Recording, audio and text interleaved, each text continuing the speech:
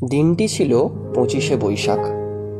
রবি ঠাকুরের জন্মজয়ন্তী উপলক্ষে বেরিয়ে পড়লাম অবনীন্দ্রনাথ ঠাকুরের বাগানবাড়ির উদ্দেশ্যে, যা হুগলি জেলার কোন্নগরে অবস্থিত। হাওড়া থেকে বর্ধমান, কাটোয়া, মেমারি, ব্যান্ডেলগামী যে কোনো লোকাল ধরে মাত্র 5 টাকার বিনিময়ে 30 মিনিট যাত্রা করে কোন্নগর স্টেশন। সেখান থেকে 15 টাকার বিনিময়ে টোটোতে চেপে সরাসরি বাগানবাড়ি।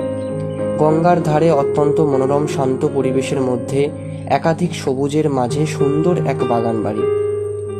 1870 সালে রবীন্দ্রনাথ ঠাকুরের ভাই গুণেন্দ্রনাথ ঠাকুর এই বাগানবাড়িটি নির্মাণ করেন।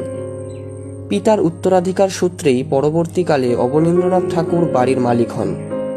এই বাড়ির প্রতিটি ইট সাক্ষী অবনীন্দ্রনাথ ঠাকুরের ছোটবেলার। এখানে বসে তার চিত্রশিল্পের শুরু।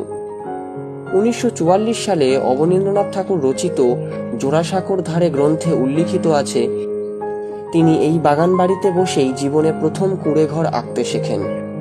এমনকি রবি ঠাকুরের জীবন স্মৃতিতেও এই বাড়ির উল্লেখ পাওয়া যায়। জায়গাটি অপূর্ব সুন্দর একটি জায়গা, সাহিত্যপ্রেমীদের কাছে এক আলাদা অনুভূতির জায়গা। সংক্ষেপে এতটুকুই থাক। ধন্যবাদ।